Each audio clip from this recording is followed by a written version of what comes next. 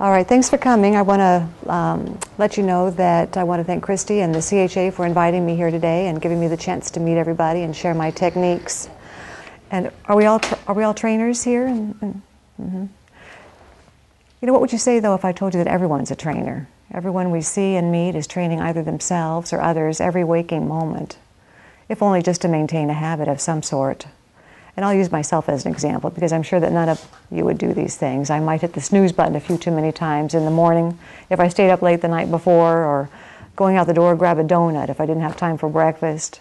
Coming home, I might let Wendell, my little therapy dog, jump on me if I'm not paying attention, or forget to acknowledge a thoughtful gesture by my husband Doug if I'm distracted, and so on. All of these events are either reinforcing or eliminating what we and others do.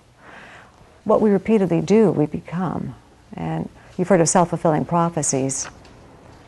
We actually create our world and what's in it for the most part. Some of you might be thinking, well, this is woo-woo out there. It might work for others, but I'm above conditioning like that. That's just for animals. You know, as a psychiatric nurse for the last 25 years, I've noticed that these techniques will work on other people as well, without them even realizing their involvement. So Lucas raced 3 times as a 2-year-old, twice at Santa Anita and once at Del Mar, and he bowed both front tendons, left the racetrack. And then for the next 6 years, he changed hands several times. Ended up emaciated and neglected in the yard. A local trainer saw him and bought him out of pity. She told me that his tail was a solid bed of dried mud, that he was skin and bones. She was hoping to recondition him and include him in an amateur jumping program, but after 2 years, he still wasn't fitting in. So she advertised him for sale as a green project horse. I went to try him and I fell in love with him, just at first sight. And when I bought him, he was 9 at the time. I've had him 8 years. I was working at a challenging nursing position with irregular hours.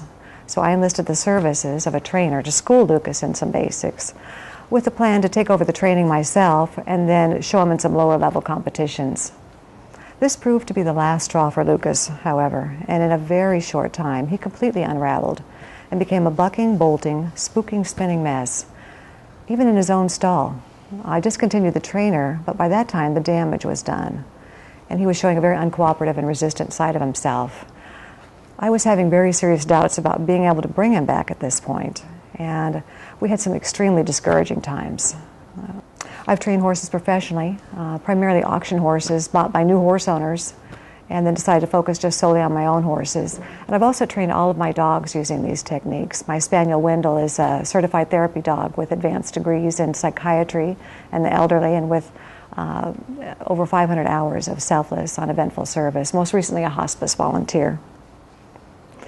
For myself, I've studied just about every type of animal training there is. 35 years I've studied dogs, birds, marine mammals, even zoo animals, especially horses, everything from barrel racing to dressage and jumping to circus, and everything in between, looking for things I could use in my program. I've also spent a lot of time learning to train myself, using Tai Chi, yoga, dance, martial arts, and physical conditioning in order to be able to implement my ideas. So when I tell you that Lucas presented with problems, it's with a vast experience, and it took all that I had to bring him around. I believe, though, that when we're able to dig really deep and come up with our best, with the main intention of helping another, the results can be not only impressive, but very rewarding as well. I have Lucas to thank for helping me to see and use tactics I might never have considered if it wasn't for his extreme individualism and definite preferences. His personality demanded that I recognize and acknowledge his opinions. Telling him what to do wasn't going to work, and I needed to find another way in somehow. I began to see a much bigger picture in all this, working as a psychiatric nurse on acute care, lockdown units. For the last 25 years, I've witnessed some dramatic events. I've watched as small issues, which should have blown over, turn into huge crises with very unfortunate outcomes. Unnecessary violence, injuries, over-medicating, and often a worsened situation. On the other hand, a few select staff could turn around even the most desperate circumstances, almost single-handedly. So early on, I began to notice the advantages and use techniques that would improve communication and develop a rapport between us. I also became more aware of the effects of my body position, gestures, voice, eye contact, and attitude. So allowing choices, maintaining dignity, and promoting positive outcomes became more a part of my daily practice. Finding a way into Lucas, though, was going to be tough. He was older, very resistant, with some ingrained habits and ideas, and not at all trusting or accommodating. In reality, most of our training that we're going to do is going to be much easier than this, because in Lucas's case, I was having to eliminate a lot of undesirable behaviors and then insert what I wanted. We'll review techniques, how to blend them to magnify the results, and how to refine them as well for some advanced techniques. Keep in mind that this system, as with all approaches, should be tailored to fit the individual needs of the learner. There are no recipes or formulas, and viewing obstacles and difficulties as ways to grow and improve is going to keep our training fun and fresh. I know that by being open to possibilities, I've learned much more from Lucas than I could ever teach him. Before going on, you probably noticed, I feel that liberty training is very, very important. I credit Lucas's learning to learn and our bond to it. Lucas is never tied, and all of our ground time together is spent with us interacting voluntarily. Even under saddle, I encourage him to express himself, and he's able to initiate and sustain movements with the merest hint from me.